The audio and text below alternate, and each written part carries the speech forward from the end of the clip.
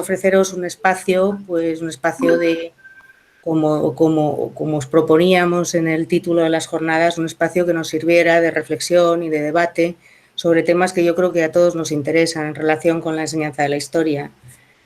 Bueno, yo os quiero dar la bienvenida a todos el público que estáis aquí. Hay varios profesores de instituto, grupos de opositores, mucho que prepara Gustavo. Hay también doctorandos, hay un grupo de estudiantes del máster en este momento y varios compañeros de universidad. Vamos a abrir al final de cada una de las intervenciones un espacio para que podáis también intervenir todos los que queráis y para que se produzca realmente ese intercambio de ideas y de opiniones que yo estoy segura de que va a ser enriquecedor para todos y para todas nosotros, ¿no? Yo quiero empezar por presentaros a Gustavo Hernández, lo tenéis ahí en la imagen. Gustavo se va a encargar de la conducción de estas jornadas conmigo y desde luego ha tenido una colaboración fundamental en que las hayamos podido organizar. Bueno, buenas tardes, Gustavo, para que te conozcan todos. Hola, buenas tardes, Aurora, ¿qué tal? Bien, bueno, Gustavo es doctor en Historia por la Universidad de Salamanca, es especialista en Historia Moderna. Obtuvo en 2017 el premio extraordinario por su tesis doctoral.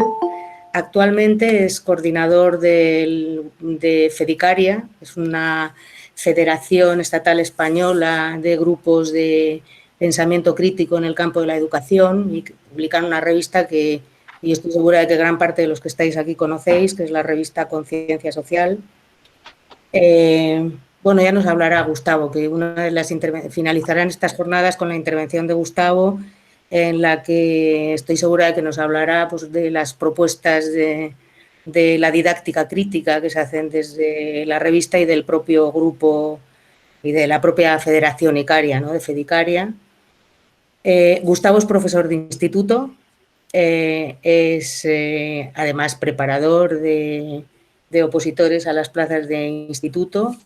Es investigador colaborador del Centro I+D sobre Dereito de Sociedade de la Universidad de Nova de Lisboa y del Instituto de Estudios Medievales y Renacentistas de la Universidad de Salamanca.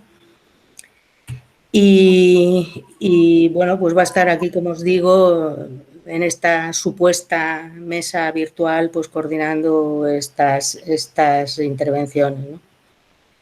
Bueno, para nosotros, Elena, ha sido un honor realmente que abrir estas jornadas con una intervención tuya. Yo, en realidad, creo que no haría mucha falta presentar a Elena. No me presentes. Sí, y además tampoco es algo sencillo, ¿no? Pues tratar de resumir en un minuto o dos, pues una obra que yo creo que es muy extensa, muy importante y mucho peso, ¿no? Actualmente Elena es profesora honorífica de la Universidad Complutense, ha estado en activo hasta hace muy poco como catedrática de Historia Contemporánea. Me consta, y además estoy segura que hay más de los que no me conste, que muchos de vosotros y vosotras habéis tenido a Elena como profesora y bueno, todos los que hemos tenido la suerte de disfrutar a Elena como profesora conocemos su capacidad docente y sabemos que es pues, una profesora muy brillante que además nos descubría, como dice el título de uno de sus libros, los caminos de la historia, que desde luego para muchos de nosotros eran completamente nuevos y desconocidos cuando éramos estudiantes, o por lo menos hablo yo de mi época en que la historia positivista era la perspectiva absolutamente dominante en la enseñanza universitaria.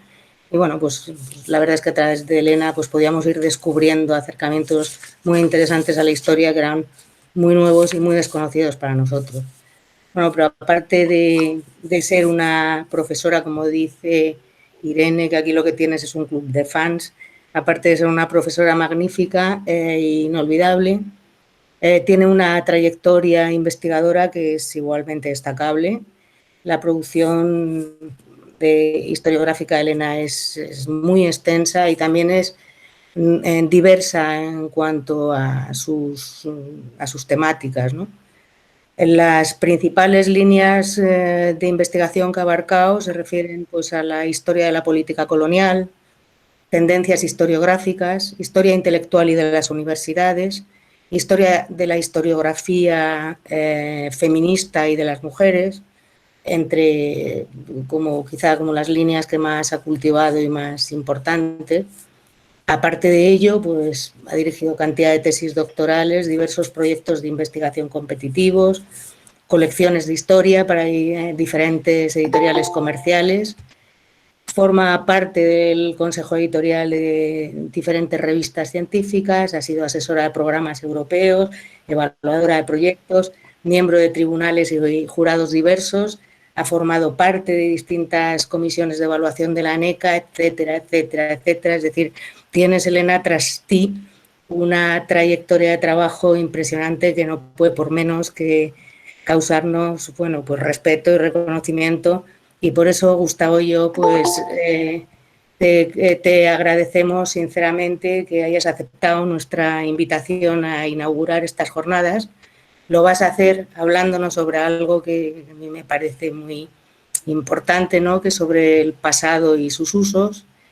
Y yo realmente pues no me quiero extender más en esta presentación y quiero dejarte a ti la palabra cuando tú quieras, Elena.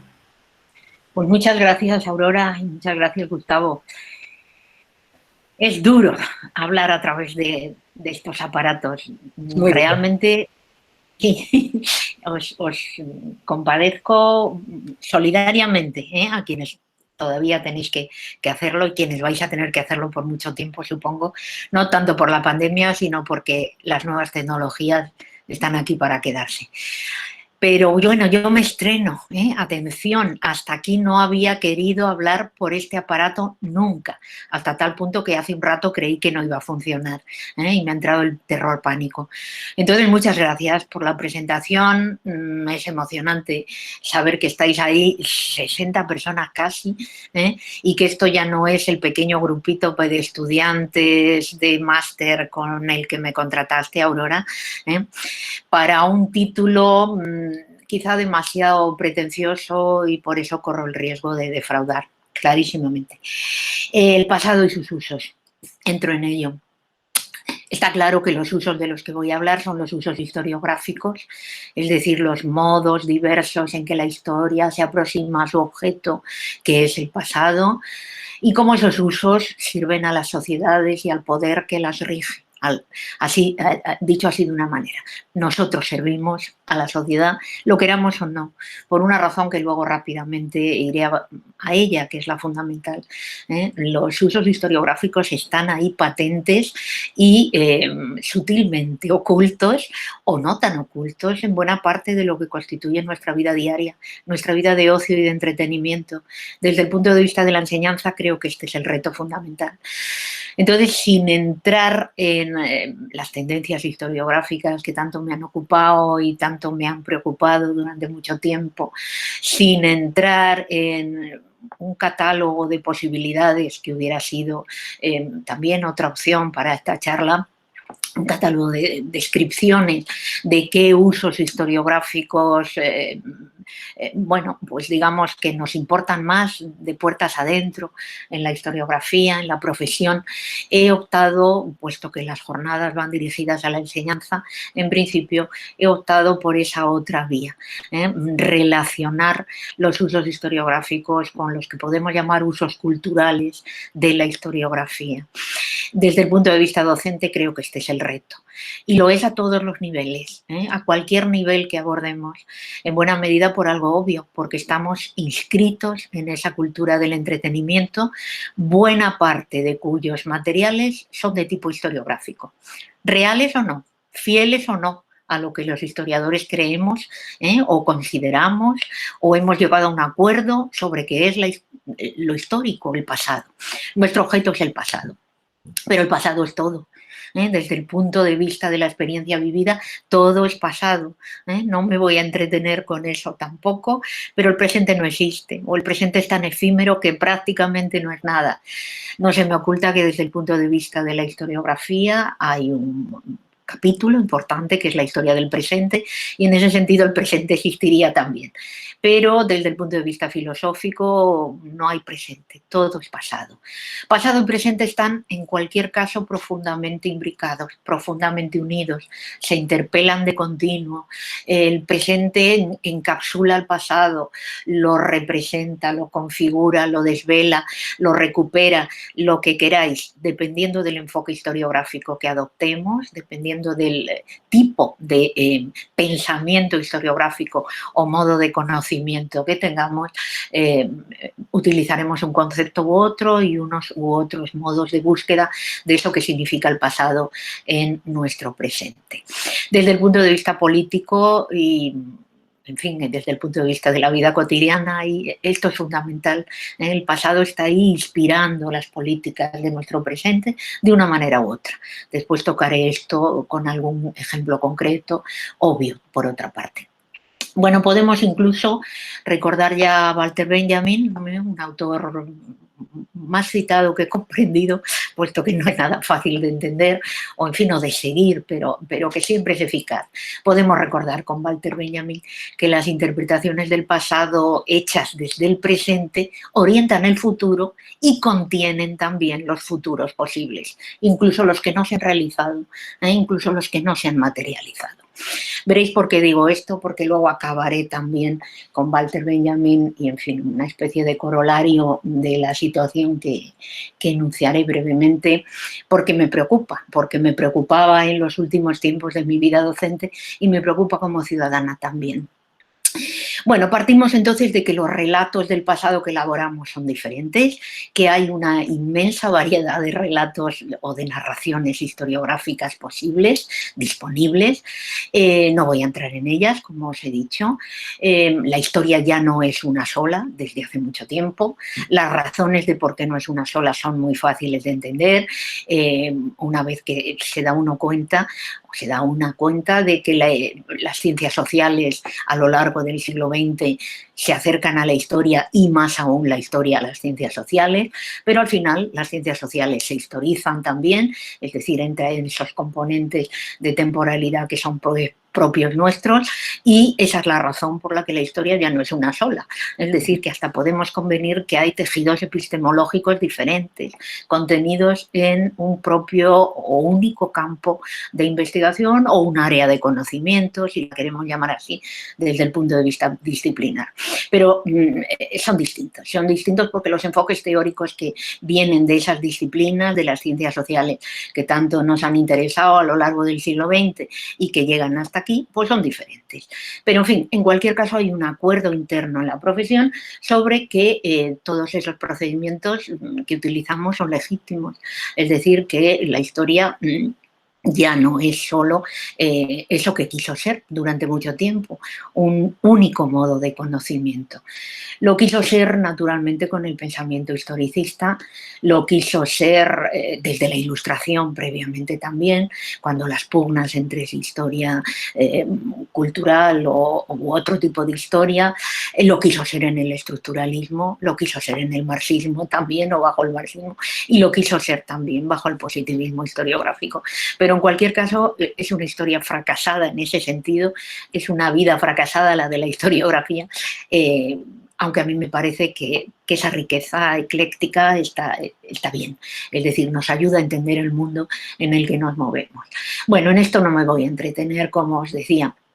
Lo importante es que, aunque hay esa pluralidad de construcciones discursivas, hay dos señas de identidad importantes al efecto de lo que nos va a ocupar. En primer lugar, que a pesar de todo lo que ha entrado de novedad de otras disciplinas, persiste en nuestra profesión, o al menos así lo veo yo, pero creo que es correcto, persiste insistentemente el pensamiento historicista. Pensamiento historicista es, como bien sabéis, como he dicho antes, aquel del que nos viene ese cultivo de la temporalidad inexcusable, de donde nos viene también la conexión íntima entre pasado y presente. Esto por lo que he empezado diciendo, o lo que he empezado, con lo que he empezado, pasado y presente están unidos. Nos vienen las reglas heurísticas, nos vienen también las reglas de procedimiento, es decir, el aparato crítico y todas esas cosas que las trabajamos como podamos, pero siempre hay que mantener, y nos viene el interés por los sujetos individuales. Esto es muy importante y a veces no reflexionamos sobre ellos. Los sujetos individuales con su conexión con la experiencia. El auge de la experiencia, el valor de la experiencia vivida en muchas de las corrientes recientes de la historiografía tienen un procedimiento básico o tienen un origen básico, un componente básico también de historicismo. Así que historicismo no es positivismo, aunque haya un positivismo historicista y haya un historicismo que pacta con el positivismo en su momento. Pero yo le tengo mucho respeto al historicismo, porque si no, no puede... Parte del marxismo también es historicista, todo hay que decirlo, pero en fin, en eso no me voy a enredar. Ahora, el auge de la biografía tan reciente en España, en otros lugares no, el auge de la biografía tiene que ver en buena medida, tanto si es biografía colectiva como si es biografía individual, y las reflexiones teóricas sobre la vuelta de la biografía tienen mucho que ver con esta cuestión. Bueno, esa es una de las señas de identidad que nos importa mantener porque tiene que ver también con los usos políticos, obviamente. Y la otra seña de identidad afecta especialmente a la historiografía política, a la historia política. La historia política ha pugnado desde siempre por mantenerse exclusiva como la única historia posible, como la historia superior o la historia por excelencia, la que más nos importe o nos debe importar, la que más, en fin, la que más rige la vida de los pueblos. Bueno, en definitiva, la pugna de la historia política tiene consecuencias a veces, creo, negativas sobre este asunto central de la relación entre usos historiográficos e historia y usos políticos, quiero decir, o usos en la memoria, las memorias públicas.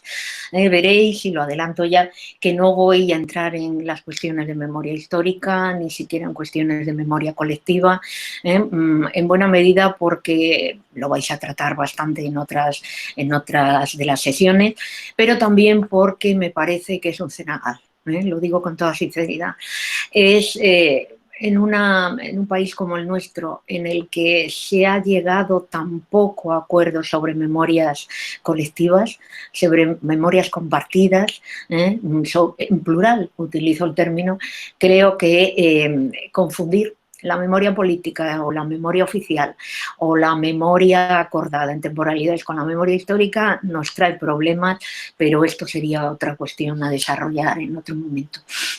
Bueno, quedémonos con esto. Hay muchos discursos diferentes, pero no hay un acuerdo tácito ni explícito sobre que ese valor de los discursos historiográficos en presencia sea igual, sea equivalente, sea equidistante.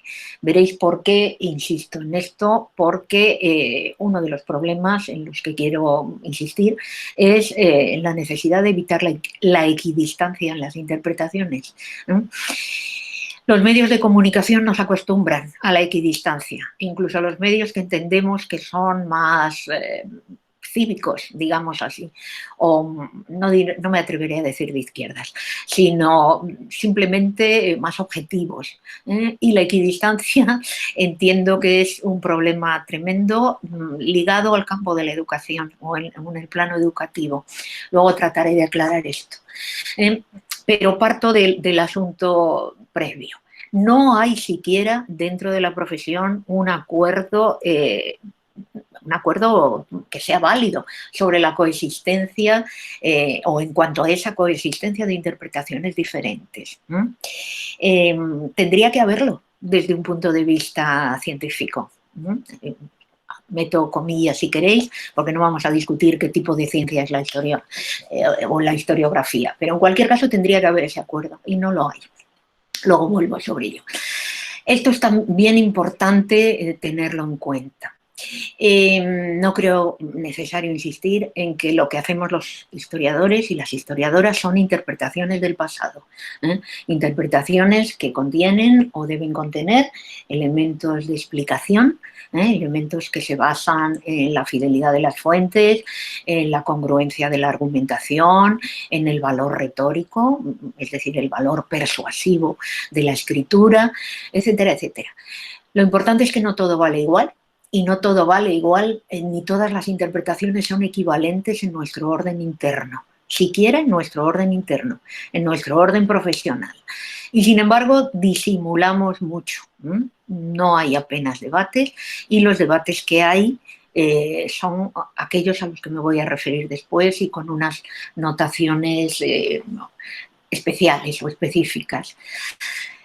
Bueno, ya sabemos que esas interpretaciones tienen un componente subjetivo, nadie lo niega ya no hay objetivismo u objetividad total posible, porque esto formaba parte de otras maneras de entender nuestro oficio. El componente subjetivo no quiere decir militancia explícita, sí, creo que no es necesario aclararlo más. El problema es que nuestra jerarquización interna sobre la calidad de los textos historiográficos, estando debilitada como está en cuanto a los debates dentro de la profesión, tienen una traslación, creo, todavía más perversa a la hora de conectar con los usos públicos. Esto es lo que quiero decir. Y desde luego tienen verdaderos riesgos de cara a la enseñanza, en todos sus niveles, repito otra vez.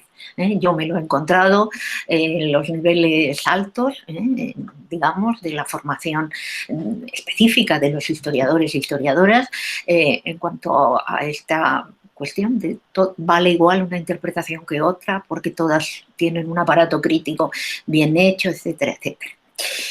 Bueno, el asunto es entonces doble. Este problema que acabo de apuntar y que luego trataré de conectar con la otra cuestión, y el problema central, llamemos cultural, que a lo mejor no es problema, vayamos a ponernos positivos desde ya, que pone el dedo, pone el acento en el papel creciente de los usos de tipo cultural en nuestro mundo, o sociocultural, si lo preferís así. Los usos historiográficos o los usos de tipo cultural de la historiografía, mejor dicho, de los productos historiográficos, son los más comunes, los más sutilmente influyentes en las sociedades del capitalismo maduro o poscapitalismo, si preferís. Son los usos que nos rodean a diario, conforman nuestro tiempo de ocio y de entretenimiento, y en gran parte contienen fragmentos de representación histórica. Contienen esos fragmentos bajo todas sus formas, bajo formas escritas, naturalmente, todavía, me atrevo a decir, pero también, sobre todo, bajo formas auditivas y principalmente visuales. Formas mixtas, formas todas ellas performativas. Me explico, por si no ha quedado claro esto. Pensad el papel que juega el cine en nuestras vidas. Pensad el papel que juegan hasta los memes que recibimos a diario y que nosotros mismos, nosotras mismas, transmitimos a través de nuestros contactos con los demás. Todo es visual y todo es auditivo y todo es capaz, a su vez, de ser manipulado o transformado. Pero estamos rodeados de cultura visual, vivimos en cultura visual, y si lo pensamos bien, esto de decir que es que nuestra cultura de ahora ya es visual, pues es que no, es que todas las sociedades, en todas las sociedades predomina la cultura visual, e incluso en las sociedades letradas es un paréntesis el que engloba esos periodos o esos trozos de sociedad en que lo escrito ha sido fundamental en nuestras vidas. Quienes más nos sorprendemos y quienes menos entendemos esto, seguramente hemos sido la gente que ha leído mucho, o aquellos o aquellas a quienes la letra escrita nos ha deslumbrado.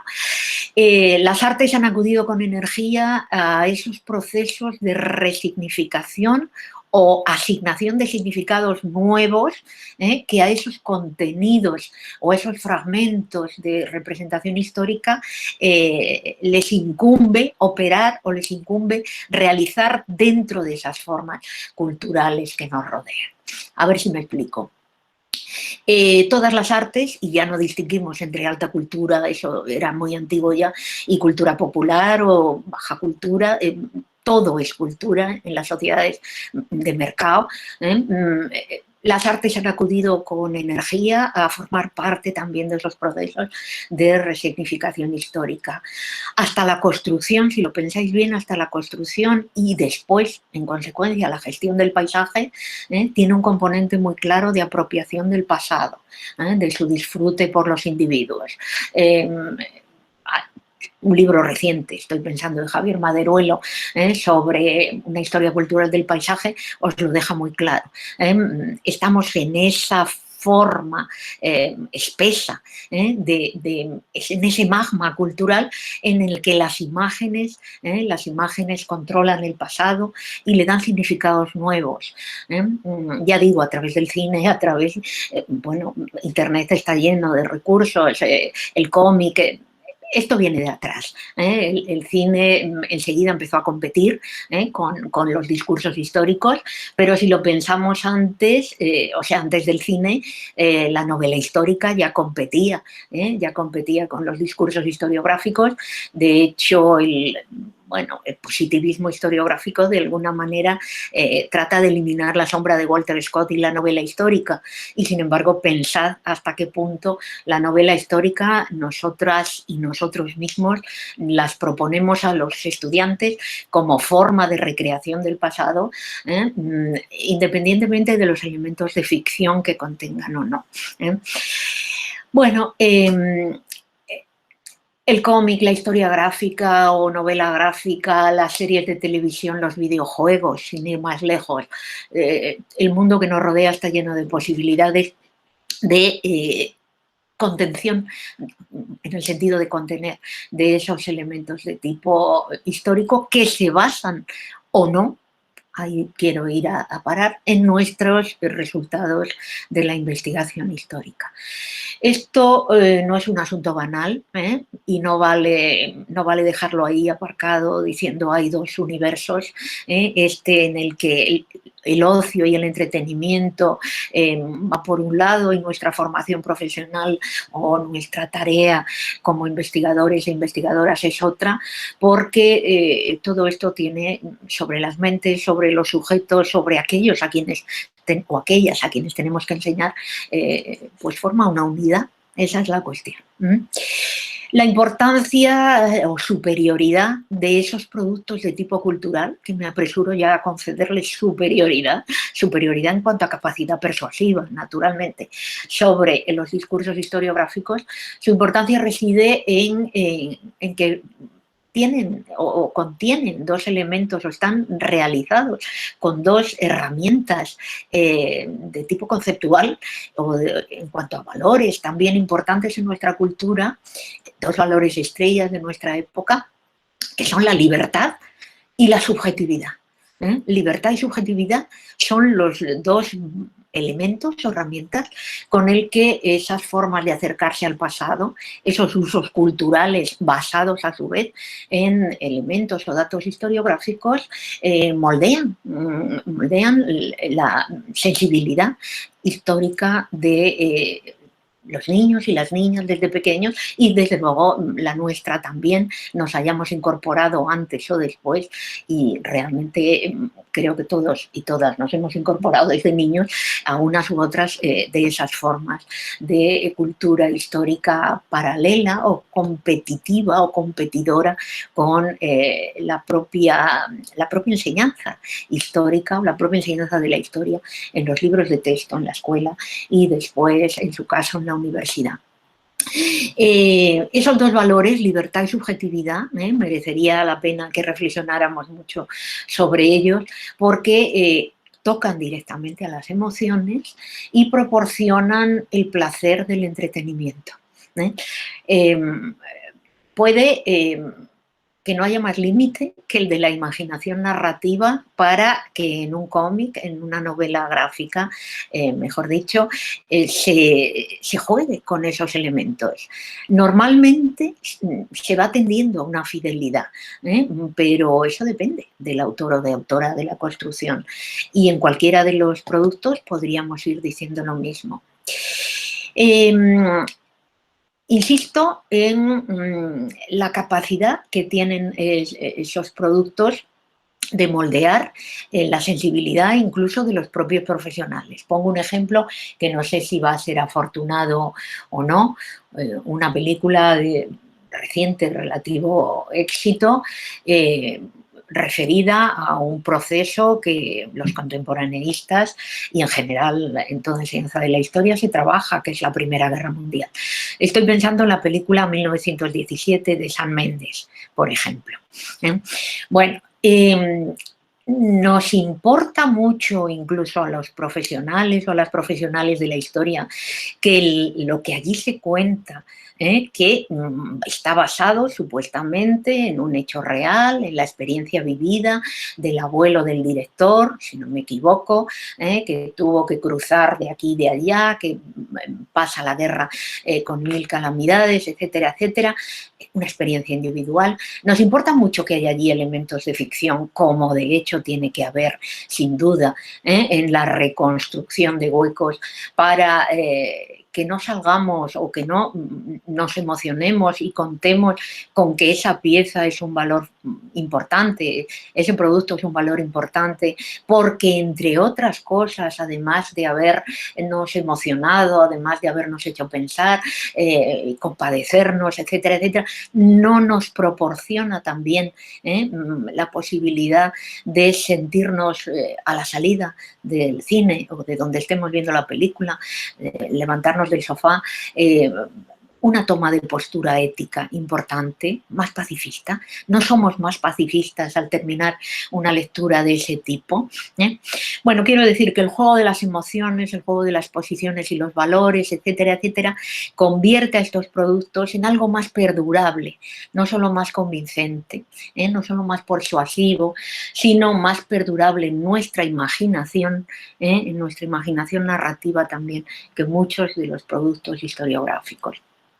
Solo quiero señalar entonces la importancia de este mundo o este magma, que es un magma de mercado, que en parte no vale consolarse pensando como los estudios culturales hacen, y es muy importante que tengamos bien interiorizada también ese análisis, bien interiorizado ese análisis o esa convicción de que esto es un producto de mercado, que la mayoría de estos usos culturales van dirigidos y orientados a hacernos comprar el producto, hacerlo creer. Bueno, en cualquier caso, que sepamos eso no consuela o no nos facilita competir con los productos nuestros, en los que ya no se trata de aquello que hace 3 o 4 décadas, ya muchas décadas son esas, pero era importante y era convencernos a historiadores e historiadoras profesionales de que debíamos escribir mejor,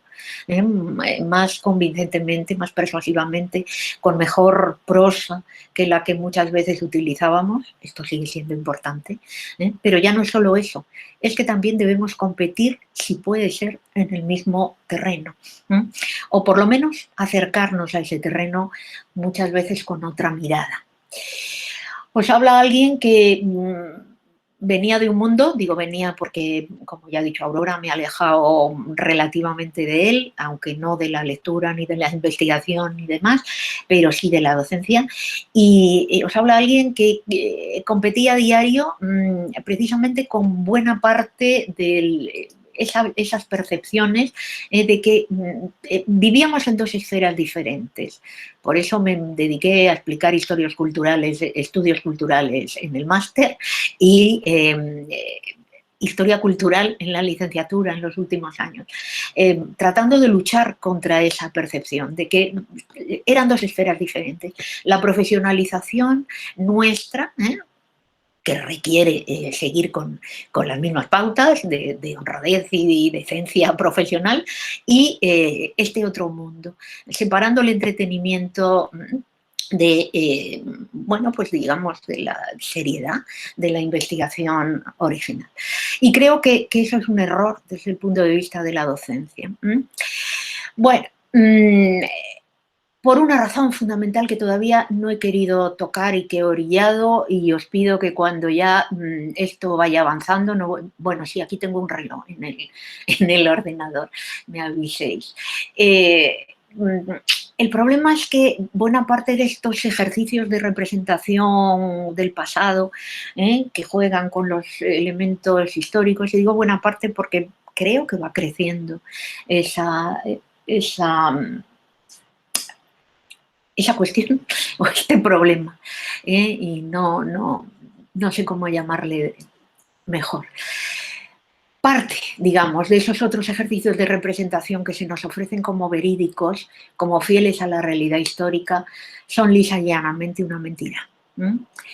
Son negacionistas, algunos, el tema del Holocausto, un tema en el que los españoles y las españolas entramos muy poco normalmente porque parece que no nos toca, que de vez en cuando va aflorando a los medios de comunicación, que nos llega más o menos, y que tratamos de cubrir los estudios de historia universal o de historia de Europa como podemos y demás, pero que es un tema que no tiene el carácter pregnante que tienen otras sociedades. El tema del Holocausto aquí es central. Los negacionismos adoptan formas muy diferentes, y buena parte de los productos culturales contienen este elemento de, en fin, de mistificación cognitiva, diríamos, de una manera elegante. Es un proceso claro de reversión del pensamiento democrático y del pensamiento igualitario. No hay ni más ni menos detrás de ello, que ya es bastante, es más que esta operación. Es un cenagal, a mi modo de ver, y bueno, lo hemos dado en llamar con eufemismos, entre otros, el de la verdad alternativa. Por mucho que la filosofía, atención, haya puesto en duda, haya puesto en solfa el concepto de verdad aristotélico, kantiano, lo que vosotros queráis y demás, y haya otros conceptos de verdad en las filosofías del siglo XX, solo voy a mencionar uno por su importancia, no hay verdades alternativas. Hay verdades parciales, en eso convenimos la mayoría.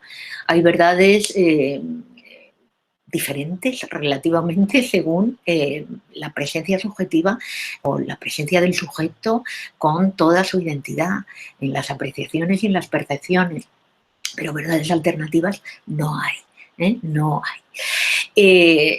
Tiene una culpa enorme en esto el pragmatismo norteamericano, esa corriente pragmatista en el sentido filosófico de la expresión que puso en marcha William James en el siglo XIX, el hermano del novelista Henry James, hombre enormemente inteligente, no cabe duda, que consiguió que el producto original que allí se creaba con su propio pensamiento filosófico se trasladara rapidísimamente a las ciencias sociales, al derecho y a la política. Me explico.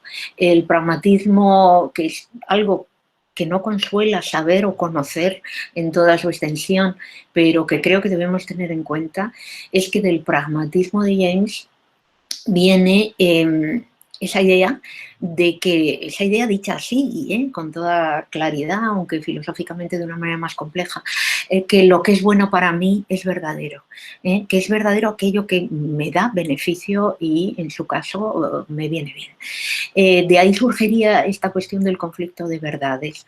En el derecho, y no quiero extenderme demasiado sobre esto, en el derecho esto tiene importantes consecuencias. Entre dos verdades en conflicto, la que prevalece, esa es la verdad. Eso es el lema, o esa es el decantado de esa cuestión, ¿no? O sea, de ese planteamiento, quiero decir, pragmatista.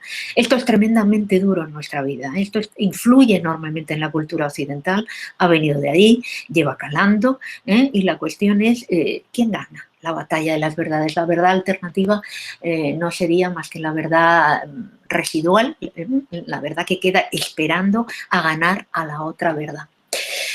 Bueno, no consuela nada de esto tampoco, de lo que estoy diciendo. No nos consuela tampoco saber que los productos o los usos culturales de la historiografía se deben a una superioridad comunicativa, que la tienen, porque juegan con las emociones, como he dicho, etcétera, etcétera, y juegan deliberadamente o no, algo tan legítimo como disfrutar con aquello que nos da placer, pues ahí está. No nos vamos a desanimar, vamos a salir de aquí como podamos. No vamos a tirar la toalla, no vamos a rendirnos, no vamos a encerrarnos tampoco en la Torre de Marfil, separando esos dos mundos, el cultural que nos rodea y el profesional al que supuestamente entregamos nuestro tiempo, etcétera, etcétera. Yo lo que os propongo es lo que traté de hacer y creo que no se me ocurre otra cosa, establecer una alianza con los discursos socioculturales. Creo que la historia profesional, la historia CETEN, la historiografía, sea cual sea la fórmula que adoptemos, tiene que cumplir esta primera tarea, que no es una tarea fácil, que no es una tarea cómoda. Tiene que establecer esa alianza con los discursos socioculturales, incorporándonos sus recursos, sus artefactos, en todo lo que sea aceptable, en todo lo que sea útil. Ahí el pragmatismo norteamericano viene bien. Pero habría que hacerlo de la manera más rápida y más amplia posible. Al tiempo que se depuran y se apartan los discursos negacionistas o simplemente falsos. Esta es la doble dimensión. Estos son los dos puntos de anclaje. De un lado, maridar historia y estudios culturales.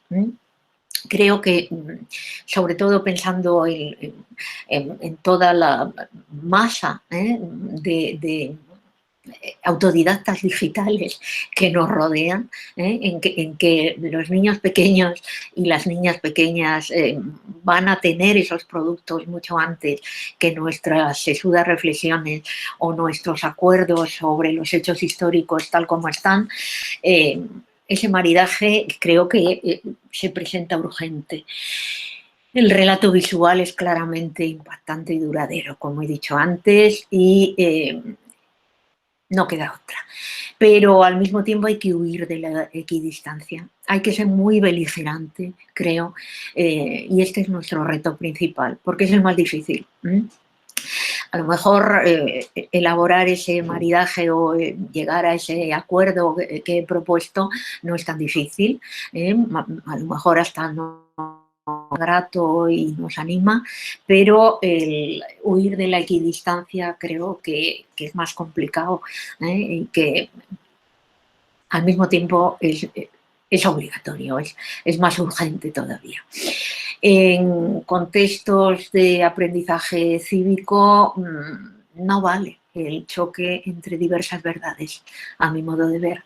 No vale presentar la indiferenciación de posiciones o de interpretaciones como algo a elegir por los que están sujetos, los seres, los individuos sujetos a nuestro aprendizaje. La equidistancia o falta de jerarquía creo que es el principal problema con el que yo ya me enfrenté desde hace años y creo que habría que evitarlo en su totalidad. Es verdad, no se me oculta que esa tarea de depuración se va haciendo más compleja cada vez desde el punto de vista educativo. Por esto, porque lo que sabéis, conocéis mejor que yo, que la educación informal tiene cauces cada vez más anchos, más amplios, más extensos y más tempranos y más rápidos también, y que La digitalización es autodidacta. Yo misma he aprendido esta tarde a meterme en Google Meet. Bueno, ¿qué vamos a hacer? Es lo que hay. La red se albergan millones de datos y muchos de ellos son históricos. Los manejamos, como bien sabéis, mucho mejor que yo, aunque todos y todas hemos ido aprendiendo a través de este régimen de hipertextualidad que convierte en plana la temporalidad, pero al mismo tiempo también confunde en cuanto a esa jerarquización, la hace más difícil. Sin embargo, no valen nostalgias. Ya estamos lejos de ese tiempo en el que el investigador o la investigadora en historia era aquel personaje más o menos contento o contenta y alegre, que íbamos a los archivos y demás, y en esos depósitos materiales de documentación encontrábamos todo prácticamente lo que necesitábamos. Eso se acabó, ¿eh? Lo sabéis mejor que yo. Lo cual no significa, aprovecho para decirlo, que haya que hacer la investigación solo con los materiales que circulan en la red. Que quede bien claro que ahí sí que tengo nostalgia, de hasta qué punto el contacto, la falta de contacto directo de muchos estudios recientes revelan menor calidad, a pesar de la apariencia técnica impecable. No debemos manejar solo lo que está digitalizado, eso al menos creo yo. La digitalización, sin embargo, es el presente, ya no es el futuro, y más con la pandemia. ¿Qué voy a decir? Bien, entonces el reto, ya llevo bastante, creo, el reto es ¿qué historia hacer? La pregunta de siempre. ¿Y qué historia enseñar? La doble pregunta. ¿Cómo generar conocimiento nuevo y cómo transmitirlo en esta situación en la que nos hallamos? ¿Cómo combinar interés y ciudadanía? Interés científico y ayuda a la construcción de sujetos racionales, cívicos, con capacidad cognitiva y de elección, luchando a veces contra las redes, qué duda cabe. Bueno, las redes sabéis que alteramos lo que haga falta y procedentes de las redes, pues los materiales deben ser depurados. Por eso es importante mantener alta la guardia respecto a la fiabilidad de las fuentes, no digo nada que no sepáis, y repito, tratar de evitar la equidistancia. Me preocupa enormemente, y aquí no puedo evitar presentar mis problemas de presente, me preocupa enormemente cómo vamos a celebrar o conmemorar o recordar la Segunda República dentro de pocos días, poco tiempo, en el mes de abril. Y me preocupa porque la herida profunda, porque ya sabemos que esa herida está abierta, que el imaginario que tenemos construido sobre la España de la Segunda República no ha logrado realmente convertirse en una imagen sólida, aceptable por amplios sectores de la población, y que, dicho de una manera quizá cruda, esa presentación que circula en nuestros escritos, en nuestra historiografía reciente, en el contemporaneísmo, y que se ha ido haciendo más fuerte, más sólida, de presentar la Segunda República y el arranque de la Guerra Civil como un conflicto inevitable, como un imperio de la sinrazón, como un hecho de locura colectiva, no creo que ayude absolutamente a resolver asuntos que son de nuestro presente. No quiero insistir demasiado en esto porque es doloroso y es polémico, pero repartidas las culpas a partes iguales, como de hecho aceptan la cultura de la transición y el arranque democrático, evitamos utilizar conceptos que son claves. Golpe militar, golpe de Estado, sublevación militar. Podemos, los tenemos también en la historiografía, pero a veces hay la sensación de que esa es la historiografía vieja frente a una historiografía nueva, que sin embargo contiene interpretaciones que tampoco son nuevas, que ya estaban ahí desde hace mucho tiempo, desde el propio proceso histórico que se trata de analizar. Algunos historiadores, por supuesto más jóvenes que yo, y que algunos de quienes se han sumado a esta tarde a la conexión, algunos historiadores más jóvenes, estoy pensando en Jesús Izquierdo, por ejemplo, achacan a la propia transición el origen de una cultura política que vista desde hoy tendría un cierre de clausura, tendría un carácter de cierre, de clausura profunda, de clausura total respecto a un futuro abierto a la transformación política. No voy a tocar el tema de la monarquía, no teman ustedes, pero sí quiero lanzar las preguntas tópicas, duras, pero creo que imprescindibles. Repito, ¿fue la guerra civil un hecho de locura colectiva? Creo que no. ¿Fueron tantos los errores de la política republicana como para llevar a una guerra civil? Creo que no. Y sin embargo, la historiografía reciente, parte importante de la historiografía reciente lo dice, merecen tantos, y hasta tal punto, los políticos republicanos la condenan por sus errores, por sus hechos, como para que se retiren sus imágenes de la escena pública. Es evidente que no. Y sin embargo, esto ha calado y sigue calando en profundidad en sectores de la opinión que incluso antes no pensaban en ello y en los medios de comunicación. No he querido tocar a fondo el tema de los medios porque sí sería un tratamiento aparte. No quiero dejar de citar expresamente la inquina especial que esto puede tener sobre colectivos de mujeres de izquierdas. Las negaciones de legitimidad, las reversiones de imagen, la damnatio memoria de las mujeres, tremenda, puede ser tremenda, porque ¿de dónde concluir que las 5 rosas fueron asesinas? Y esto se ha dicho y se ha tratado de mantener. Bueno, veremos cómo se aborda esa conmemoración republicana. Yo voy a ir cerrando porque, en fin, confío en que los medios de comunicación de alguna manera incorporen o acepten planteamientos historiográficos que no sean los tópicos o los ya consabidos. Y espero también que las conmemoraciones contengan, algunas ya están ahí, contengan elementos no solo agiográficos para la política republicana, sino de restauración de la verdad. ¿En qué medida valen nuestros relatos para contribuir a la verdad? Esa sería la pregunta. ¿En qué contribuimos cuando somos conscientes de lo que escribimos, historiadores e historiadoras, no solo a una repoblación del pasado con nuestros datos y nuestros relatos, nuestras narraciones, sino también a la resolución de un conflicto ideológico central que está reabierto en el presente en el que vivimos en España, o mejor aún, que nunca se cerró?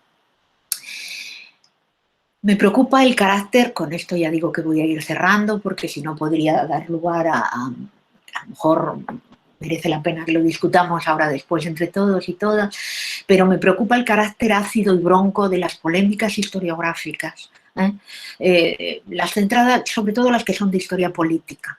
Me preocupa la dureza con la que se exhiben o se esgrimen unos argumentos contra otros. Esto me parece, me estoy refiriendo a las tendencias revisionistas de interpretaciones que habíamos aceptado décadas atrás. Bueno, esas interpretaciones, insisto, que no son siempre nuevas y que no siempre son más precisas, que a veces presumen de precisas por la incorporación de elementos técnicamente metodológicos o metodológicamente técnicos que parecen darles mayor precisión en el uso de los datos. Desde luego no contribuyen a la justicia histórica, me parece a mí. Bueno, he citado a Jesús Izquierdo y siempre me acuerdo de una frase suya que me hizo pensar ya mucho la primera vez que la leí y que ahora he repensado mucho en este tiempo que tanto nos da para pensar, porque nos sobran horas, o no, a lo mejor nos sobran, solo que las empleamos de otra manera. Jesús decía que al allanar un pasado traumático, en esa línea suya de echarle las culpas a la transición, al allanar un pasado traumático, al no desenterrar los muertos de las cunetas, al tardar tanto tiempo en desenterrar al dictador, se configura, lo que se ha producido es una memoria cultural que impide entender en qué consiste el sufrimiento de los otros. Sería más bien una memoria moral, creo yo, más que una memoria cultural, una memoria moral en el sentido de moral y política. Bueno, a lo mejor no entendemos, ya digo que con la pandemia he pensado mucho en esto, a lo mejor no somos capaces de entender el sufrimiento de los otros, en qué consiste. No nos quedaría utopía, según Jesús. Bueno, no, yo no quiero dejarlo ahí. Quiero terminar, a pesar de todo lo dicho, con un mensaje positivo.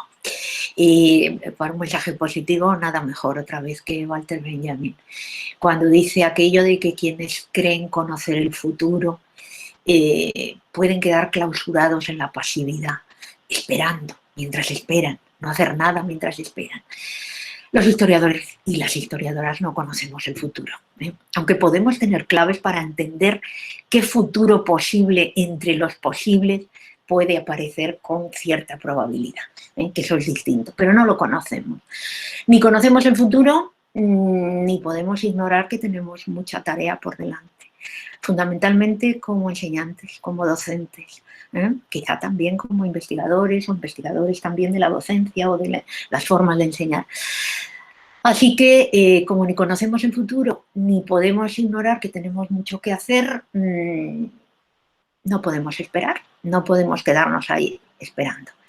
Así que gracias y actuar. Nada más. Pues muchas gracias a ti, Elena. La verdad es que en un momento nos has planteado una cantidad de cuestiones que yo creo que son tremendamente importantes y algunas inquietantes, ¿no? Bueno, yo no sé si alguien quiere... Soy pesimista, aunque que trato de disimularlo. Sí, bueno, yo creo que todos un poco. Yo no sé si alguien quiere tomar la palabra. Si no, bueno, yo por abrir un poco la lanza y pensando en el público, en los asistentes a estas jornadas, estamos todos dedicados a la enseñanza y además en la de los niveles de educación secundaria. Bueno, aquí el problema es cómo establecer esa alianza de la que tú proponías y que tú consideras fundamental entre los discursos socioculturales con la propia historia. Con la propia historia o con cómo abordamos sabiendo que ahí tenemos todas las de perder. Y hasta qué punto esa incorporación de los artefactos de todo este tipo de productos, bueno, pues en realidad es una cosa que a veces difícil, que puede incluso llegar a desvirtuar un poco lo que pretendemos. Es decir, yo ahí veo todo un problemón. A mí eso me parece uno de los temas más complicados, ¿no? Sí, yo lo que os puedo decir, bueno, el problema fundamentalmente es la falta de tiempo, yo creo, la falta de tiempo para lo que voy a decir, o por lo menos es el problema que se me planteó a mí con lo que traté de ensayar, que era retrabajar esos materiales, trabajar sobre esos materiales, releyéndolos y reelaborándolos, despejando los elementos no propiamente históricos o historiográficos convenidos, quitándole los elementos de ficción. Pero claro, los sustituyes por otros, que son también ficcionales, porque no nos vamos a engañar, no he querido complicarlo más, pero también historiadores e historiadoras utilizamos la imaginación narrativa en menor grado. Tenemos el corsé o tenemos aquello que nuestro mundo, profesional nos obliga a hacer, pero también utilizamos elementos de imaginación narrativa rellenando los huecos. De hecho, uno de los, digamos, de los experimentos, a mi modo de ver, más interesantes y que afecta a la propia biografía, pero no solo a la biografía, sino a otro tipo de relatos, tiene que ver con esto también, cómo rellenamos aquellos espacios o aquellas, cómo conectamos y llegamos a conclusiones y llegamos a precisiones con aquello que no tenemos, con aquello que las fuentes no nos dan, ¿no? Los huecos, cómo los rellenamos. Entonces ahí hay un debate muy, muy interesante que algunas autoras, mujeres norteamericanas sobre todo, y eso lo he trabajado cuando he trabajado teoría de la biografía más de una vez, elevan a categoría de principal problema casi y lo resuelven positivamente. Ellas están felices, la mayoría están contentas con el resultado, con esa entrada de la imaginación rellenando los huecos en otra dirección. Y entonces, por volver al asunto de cómo jugar con los artefactos culturales, el ejercicio, pero ya digo que es que el problema es el tiempo, la falta de tiempo, y en los niveles más elementales de la enseñanza creo que la falta de tiempo es más grave todavía, es más importante cubrir los programas, quiero decir, llenar con todo lo que hay que hacer. Entonces, relectura de esos materiales en una dirección que quite los elementos de ficción que pueden ser negativos desde el punto de vista de una formación más correcta, más adecuada a lo que los historiadores y historiadoras convenimos, ¿no?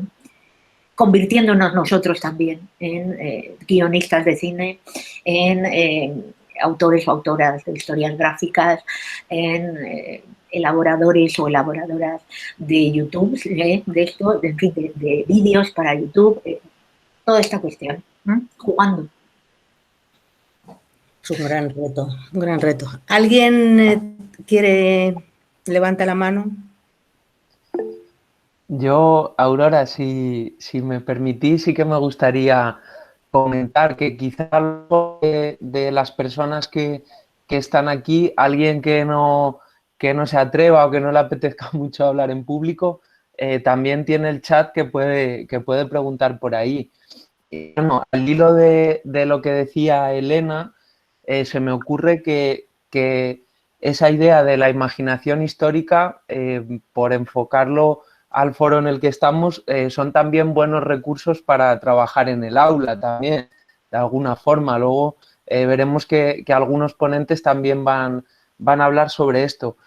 Pero hay una dificultad que yo veo cuando mencionabas al inicio de tu intervención, esa idea de que todo es pasado, se me venía el título de la obra de Lowenthal sobre el pasado es un país extraño, y pareciera que la sociedad y los propios adolescentes con los que trabajamos estuvieran imbuidos de ese presente continuo en el que a veces es súper difícil introducirles la dimensión histórica, el pensamiento histórico. Entonces, no sé si tienes algún consejo que podamos utilizar o alguna reflexión.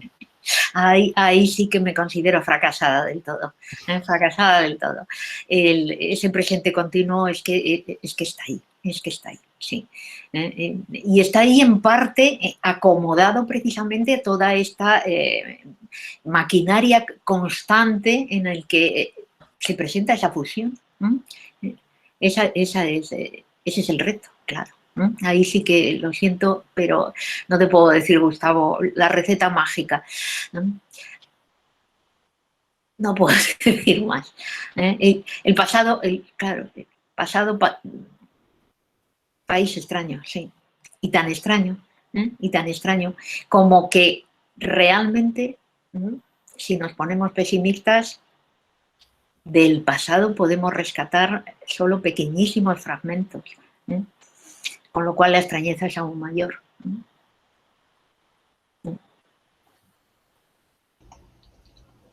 Hola, buenas tardes. No sé si se me oye.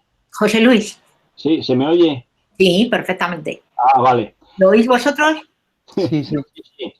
Ay, perdón, que tenía, perdón, te estaba diciendo que hablases, pero tenía el micrófono desactivado, perdonad. Vale. Cuando quieras. Bueno, me ha encantado, Elena, la exposición que nos nos has hecho con una claridad expositiva que, bueno, pues realmente obedece a una claridad mental, ¿no?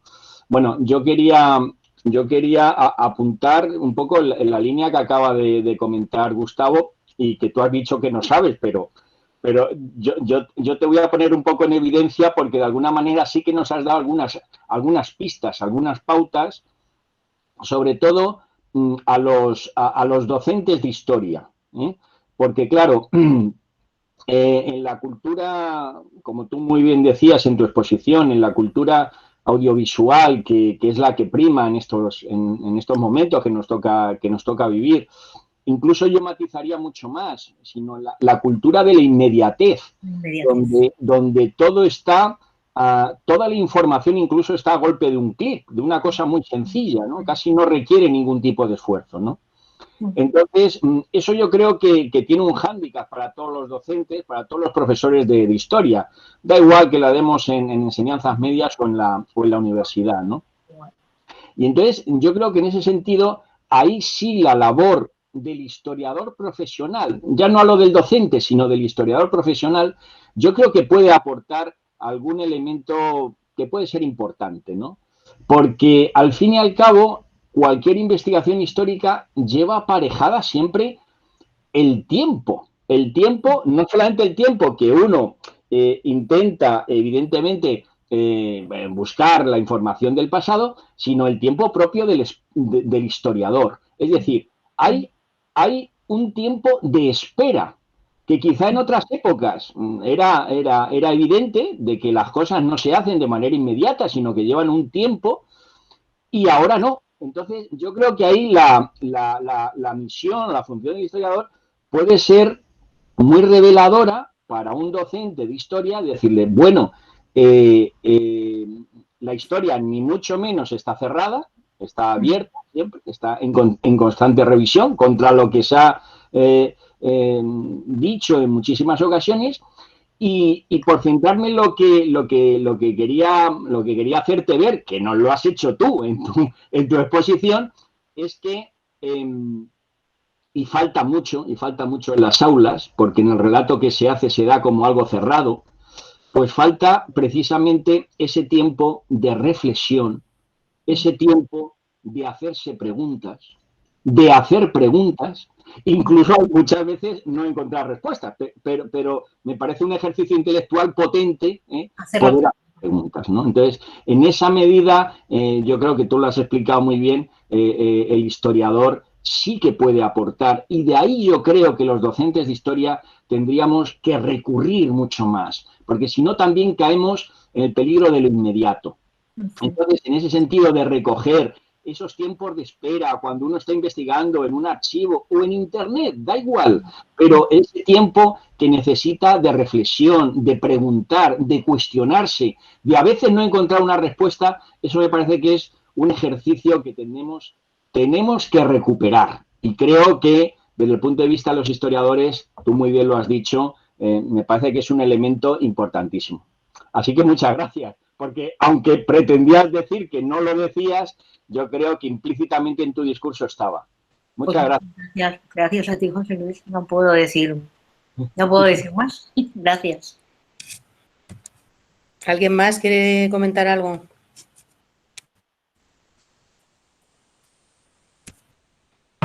Pues no. Yo creo que nos has dado para mucho que reflexionar. Pero ahora lo que estabais hablando de la falta de tiempo es una cuestión de sujeción a, bueno, pues a los currículos que tenemos que desarrollar. Y... Esa es la cuestión. Soy bien consciente de la falta de tiempo. Pues no sé si no queréis hacer más preguntas, si queréis, como vamos a dejar un tiempecito de descanso, ¿no? Un tiempecito de descanso para continuar escuchando a los compañeros que vienen de Valencia. Muchísimas gracias. Muy bien. Muchísimas gracias a vosotros. Gracias de verdad. Gracias. ¿Ahora qué hacemos? ¿Desconectamos o...?